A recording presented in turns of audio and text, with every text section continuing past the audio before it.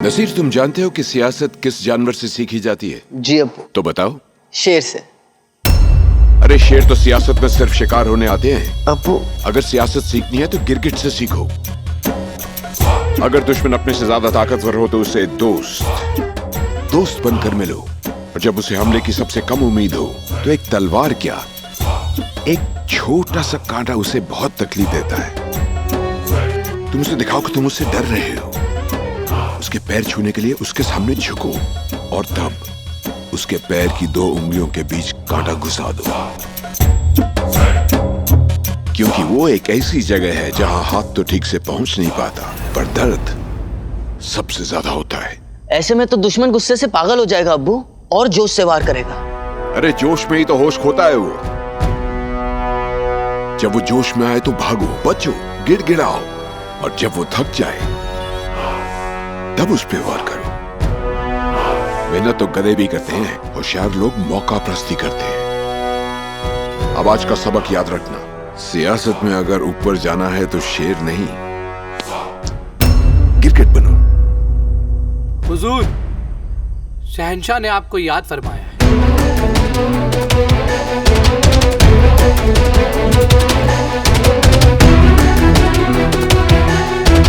अब्बू, क्या आप भी मराठियों के साथ ऐसा ही करने वाले हैं?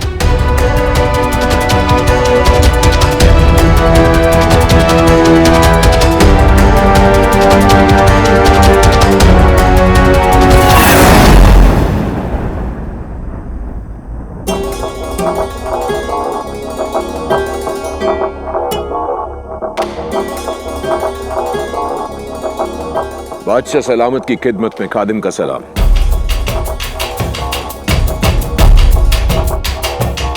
गुस्ताखी माफ हुजूर, पर आप दुनिया की सबसे बड़ी सल्तनत के बादशाह हैं।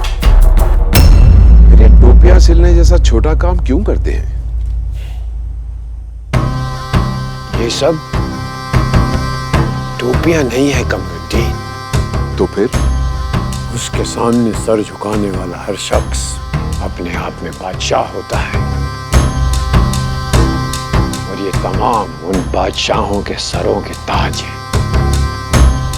गुलाम हजूर की बात का मतलब नहीं समझा। मतलब समझते समझते तो हमें भी बड़ी देर हो गई है। अब तो यूं लगता है जैसे इन रगों में खून नहीं, सियासत बहती है। हम चाहें भी तो इसे छोड़ नहीं सकते। खैर, मराठियों के पास मुगल सल्तनत के पहले नुमाइंदे बन के जा रहे हो। क्या चाल सोची है? चाल ये है हुजूर कि गुलाम कोई चाल नहीं चलेगा, क्योंकि हुजूर ने हमें जिन तरकीबों से नवाजा है उनसे हमने ये सीखा है कि जंग ताकत से नहीं, कमजोरी से जीती जाती है। दुश्मन की कमजोरी से। गुलाम दुश्मनों की कमजोरियों का पता करेगा और फिर उन्हें इस्तेमाल करके मराठियों को अंदर से तोड़ेगा।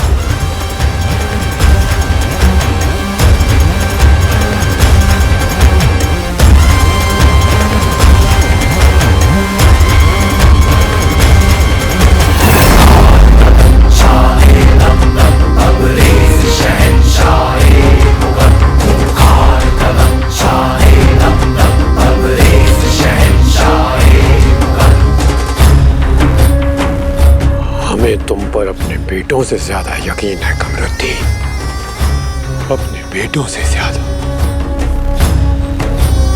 जाओ और मराठियों की मिट्टी में वो बीज बो दो जिसकी जड़ें उनकी खुददारी को ही निकल जाए। जाओ।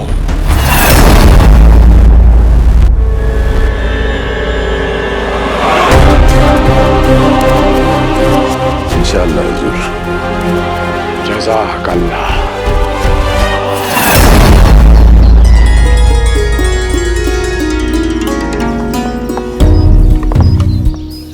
अभिनंदन, हमारे बेटे में स्वाभिमान आ गया है।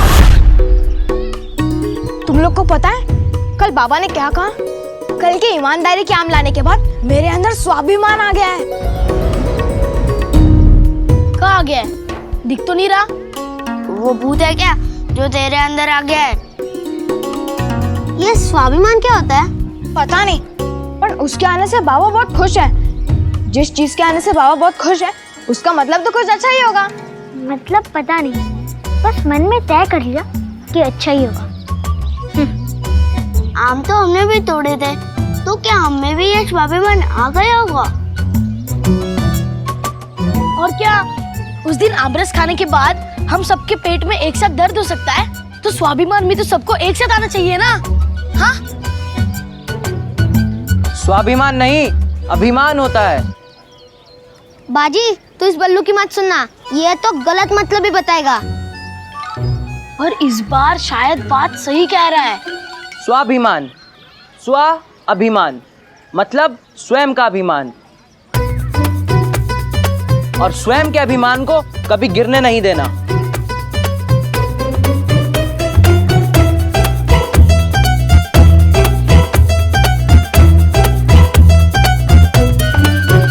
धन्यवाद बालू, मैं अपने स्वाभिमान को कभी गिरने नहीं दूंगा।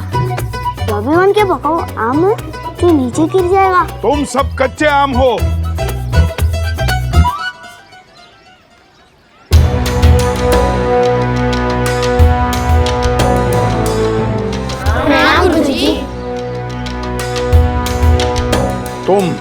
तुम सब ने कल मेरे दांत खट्टे किए हैं।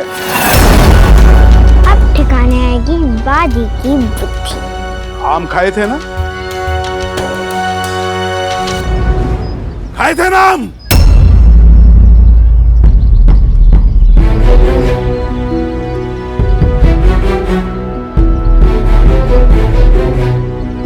इधर आओ बाजी।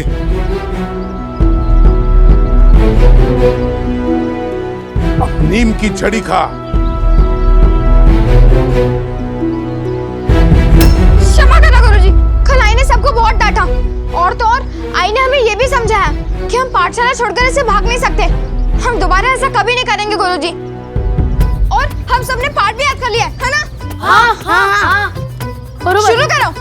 अंगिकं भुवनं यस्य वाचिकं सर्ववाङ्मयम् आहार्यं चन्द्रताराग्नि त्वं नमो सात्विकं शिवम्। फिर भी सच्चा अध्यापक तुम जैसे अनुशासनहीन छात्रों को पाठ याद नहीं कराते, नानी याद कराते हैं। हाथ आगे करो। पर गुरुजी, मैंने क्षमा मांग ली, फिर सजा क्यों? तुमने नियम तोड़े हैं और नियम तोड़ने का मूल्य तुम सबको चुकाना होगा। हाथ ऊपर कर। ठीक है गुरुजी, ये मूल्य मैं अकेला ही चुकाऊंगा, मेरे मित्र नहीं, क्योंकि मेरे मित्रों को मैं ही पाठशाला से भगा के लेकर गया था। अच्छा,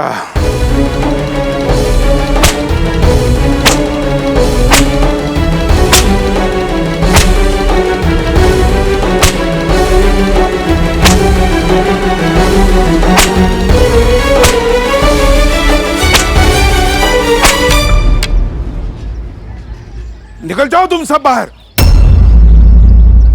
निकल बाहर, चल निकल।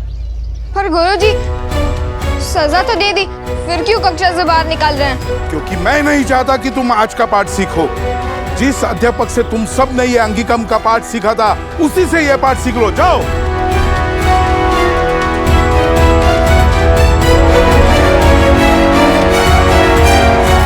क्षमा मांग ली, दंड भी मिल गया, पर कक्षा से बाहर क्यों निकाला? आज तो बिना शरारत के ही दंड मिल गया। इससे अच्छे तो हम शरारत ही कर लेते। हाँ, मला वाटता गुरुजी मुझसे डरते हैं। हाँ, जैसे जंगली भैंसों को लाठी मार के भगा देता है ना, ताकि हमारे खेत को बर्बाद ना करे, बिल्कुल उसी तरह से गुरुजी मुझे पाठशाला से भगा देते हैं। मुंडे, तू जंगली भैंस है और हम कौन? वो चिड़िया जो जंगली भैंसों पर बैठती है। पर आज शाम को राधा काकू से जंगली भैंसे को मार खानी पड़ेगी ना, और चिड़िया को भी। और हाँ, वो चिमना है ना, राधा काकू का गुप्तचर, वो सब बता देगा। देखो, मार तो खानी है, शाम को खा लेंगे। और अभी अभी नदी में जाके स्नान करते हैं। हाँ सही कहा, स्नान किया जाए। पाठशाला जाओ तो पूरे शरीर में ज्ञान चिपक जाता है। चलो उन्हें धोते हैं।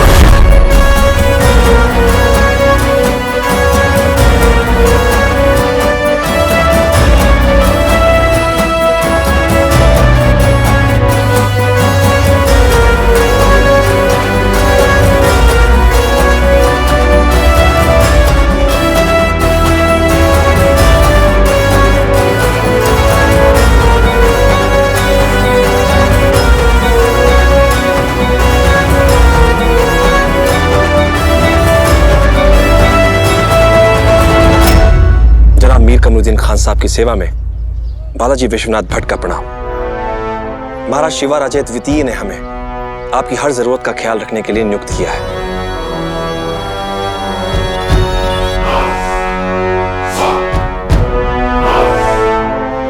सबसे पहली जरूरत तो ये थी कि हमारे इस्तिकबाल के लिए तारा रानी साहिब या महाराज शिवाराजे द्वितीय खुद आते।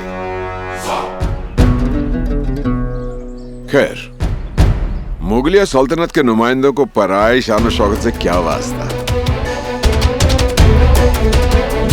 हम अपनी शान शौकत खुद साथ लेके चलते हैं। मराठी भूल गए तो क्या, हमारा इस्तकबाल बड़ी धूम से होगा।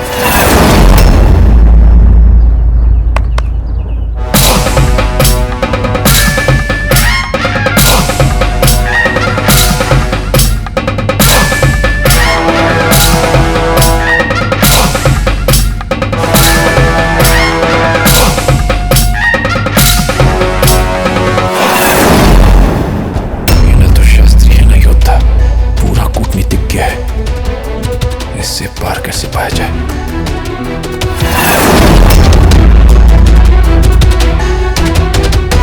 चलो। कशाहत राजेश भाई साहब, हम आपको सूचना देने आए हैं कि मुगल सम्राट औरंगजेब ने अपने दूत को भेजा है हमसे मिलने के लिए। ये राजकाज की हर बात हमें बताने का तमाशा बंद कीजिए तारा रानी साहेब, थांबवा है सगळं। आप कई वर्षों से घर से बाहर नहीं निकली हैं। हमने सोचा राज्य की गतिविधियों के बारे में आपको अवगत करा दें, पर हमारा यहाँ आना अगर आपको तमाशा लगता है तो आप कुछ भी कह सकती हैं। क्या है ना, आप हमारी सहपत्नी हैं। सहपत्नी नहीं, सौत। आपने हमेशा हमें वही समझा है तारा रानी साहब, इसीलिए तो आपके बेटे को सिंहासन पर बिठाने के बाद से आपने हमें और हमारे पुत्र को इस गृह कारावास में डाल रखा है।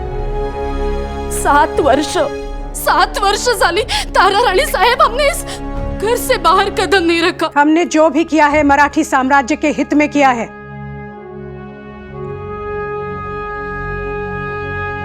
हमें आपसे कोई बैर नहीं है, बस अपनी मातृभूमि से प्रेम करते हैं हम। साम्राज्य उन्हीं हाथों को थामना चाहिए जिनमें सामर्थ्य हो, और आपकी कलाई तो चूड़ी के बोझ से ही मुड़ जाती है राजेश भाई साहब। आप साम्राज्य क्या संभालेंगे? हमने आपको और आपके पुत्र को कभी कोई कष्ट नहीं होने दिया है और ना ही होने देंगे। खरत सालते, आपका गृह कारावास मात्र एक सावधानी है जो मुगलों के दक्खन से निकलने तक बरतनी पड़ेगी।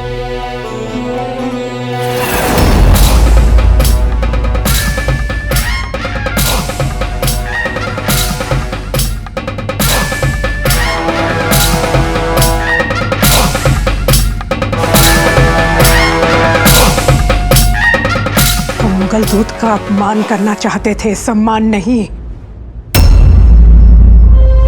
लगता है आपके साम्राज्य थामने वाले मजबूत हाथ कमजोर पड़ गए हैं तारा रानी साहेब।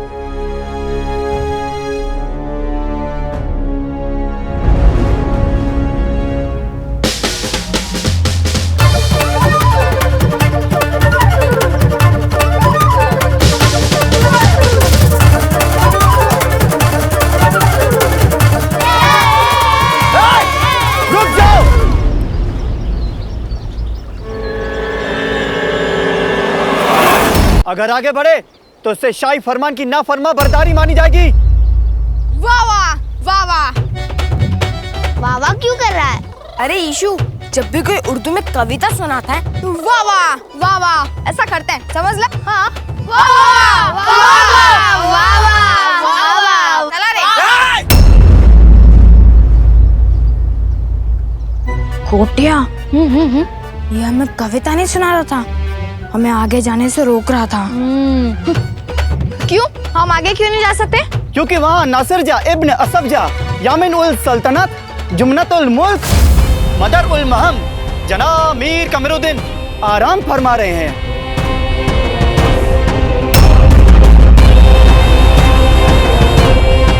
वहाँ पे एक ही बच्चा बैठा है, इतने सारे नाम क्यों गिना रहे हो? ये सब उन्हीं के नाम है। हैं? हैं? हैं? हैं? नहीं नहीं, या फिर नाम छोटा करो या तो उसे बड़ा करो। हाँ। बदबक। क्या? बदबक? अब ये बदबक कौन है?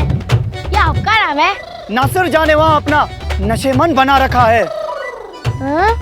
बाप रे, इतना सा बच्चा नशे में?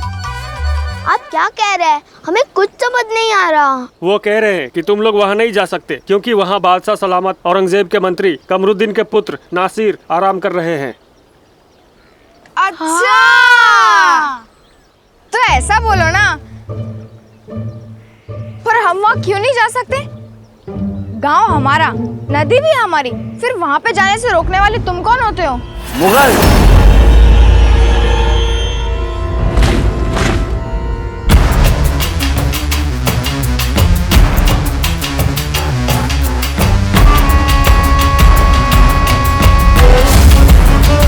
मुगल हैं हम।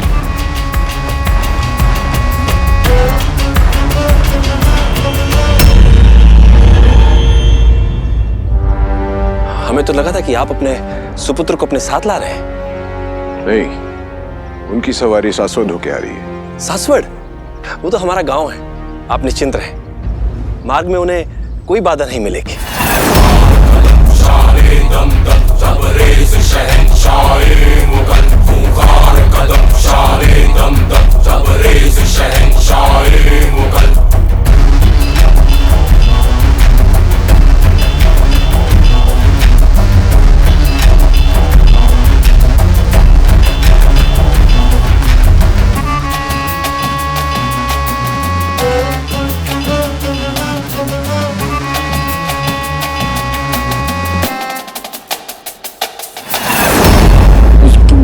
बाधा तो बनना ही पड़ेगा।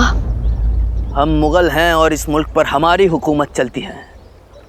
लगता है तुमने इतिहास नहीं पढ़ा। पढ़ा होता तो इतना तो ज्ञान होता ही कि ये मराठा भूमि है और यहाँ पे सिर्फ मराठी राज करते हैं।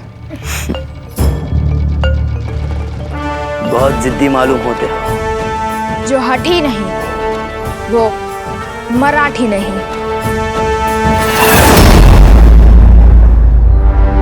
तो बताइए बालाजी, कैसी लगी आपको हमारी शान शौकत? वो क्या ना कि मुगल मेहमान नवाजी में कभी कमी नहीं रखते और ना ही कमी चाहते हैं। अफसोस, ये तहजीब मराठियों में नहीं है, वरना मुगल सल्तनत का जरूरी संदेशा लेकर आने वाले नुमाइंदे का खैर मकदम करने आप जैसा नाचीज नहीं आता।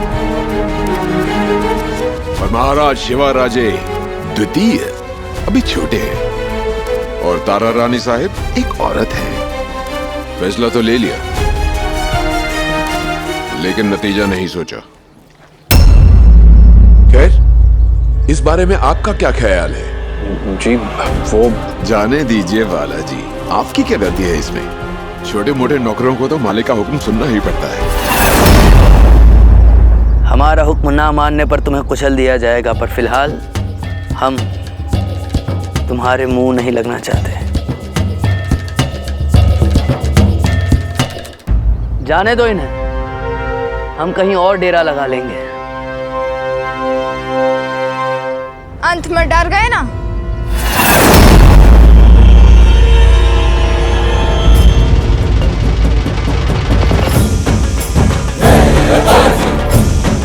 हम तो अपनी नदी में जाएंगे पर तुम्हें हमारा गांव छोड़ के जाना होगा। अपनी मौत को दावत दे रहे हो? मौत कोई रिश्तेदार है जो दावत देकर पूरन पोले खिलाएंगे? इन सैनिकों से डरा रहे हो? हिम्मत है तो बिना सैनिकों के सामने आओ। खुद पर बड़ा गुमान है। गुमान नहीं, स्वाभिमान है जो हम कभी गिरने नहीं देंगे। उसे दिखाओ कि तुम उससे डर रहे हो। उसके पैर छूने के लिए उसके सामने झुको और तब उसके पैर की 2 उंगलियों के बीच कांटा घुसा दो।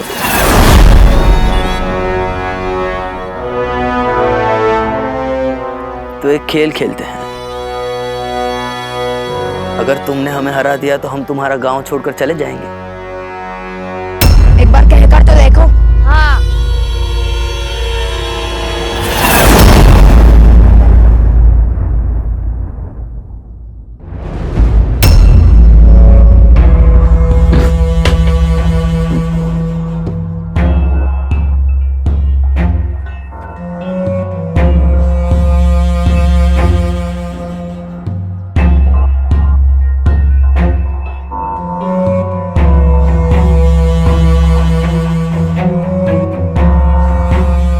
कोई समस्या है खान साहब?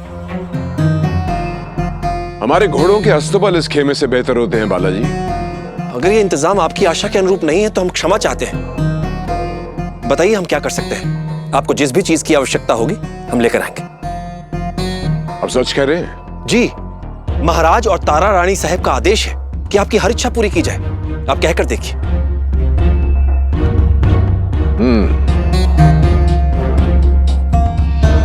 तो हम जो कहेंगे अब उसे लेकर आएंगे। एक बार कहकर तो देखिए। तो ठीक है, जाइए और हमारे जूते लेकर आइए।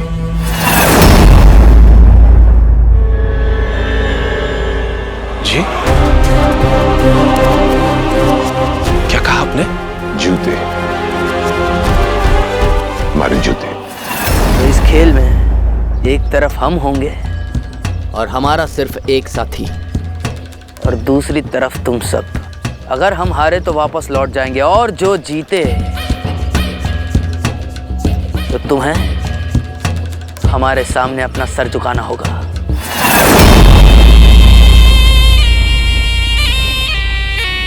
आप ही तो कह रहे थे बालाजी, एक बार कह के तो देखिए। तो हम कह रहे हैं, जाइए हमारे जूते लेकर आइए।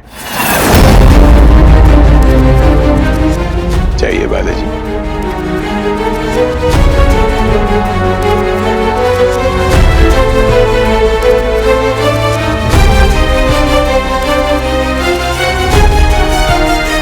तारा रानी साहब ने आपके ऊपर बहुत बड़ी जिम्मेदारी रखी है। मुगलों का अपमान करना है, पर वो भी सम्मान से। क्या सोच रहे हैं बालाजी? तारा रानी साहब ने तो आपको हुक्म दिया है कि जैसे भी मुमकिन हो आप हमारी खिदमत करेंगे। तो जाइए हमारे जूते लेकर आइए।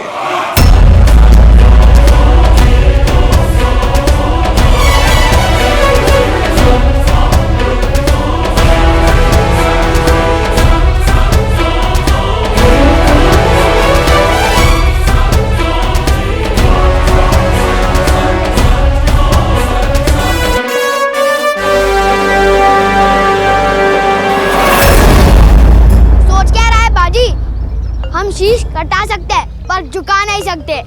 ए इशू, अभी तुझे पैदा होकर मात्र 8 वर्ष ही हुए, इतनी जल्दी शीश मत कटा। अभी मुझे बाजी जितना लंबा होना है, उसके बाबा जैसी मूछें रखनी है, सकाराम हलवाई की बेटी के साथ शादी करनी है, बिना दाम दिए जलेबियां खानी है। अभी से शीश नहीं कटवाना। चुप कर गोटिया, बाजी है ना सर झुकने देगा ना कटने देगा। खेल के लिए हाँ बोल दे बाजी। मुगलों को भी तो पता चले कि बाजी क्या चीज है। कुछ कह रहे हो? इस खेल में एक तरफ तुम सब होंगे और दूसरी तरफ हम, और हमारा सिर्फ एक साथी। और हाँ, हमारा साथी सिर्फ 3 साल का है, मगर फिर भी हम दोनों तुम चारों पर भारी पड़ेंगे। तुम्हारे 3 वर्ष के साथी को मैं गोदी में उठाकर लोरी सुनाऊंगा। ओले ले ले ले ले ओले ले ले ले। बाजी यहाँ पर हंस रहा है। तू हाँ बोल दे, नहीं तो मैं अकेला इसकी और इसकी 3 साल के साथी की पिटाई कर दूंगा। खेल क्या होगा?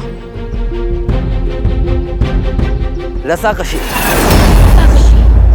बाजी तो हाँ बोल दे, मैं आई के साथ हर रोज कुएं में से पानी निकालने जाता हूँ। रस्सी खींचने में मुझसे बलशाली कोई नहीं होगा। तू हाँ बोल दे। हम तैयार हैं। वैसे भी हम 4 हैं और वो 2। विजय तो हमारी ही होगी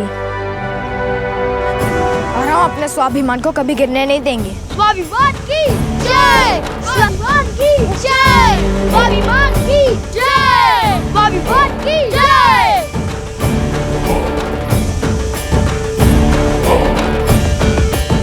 बुला लो अपने साथी को। सुना नहीं, बाजी ने हाँ कर दी। बुला अपने 3 वर्ष के साथी को, मुझे उसे लोरी सुनानी है। बुला बुला।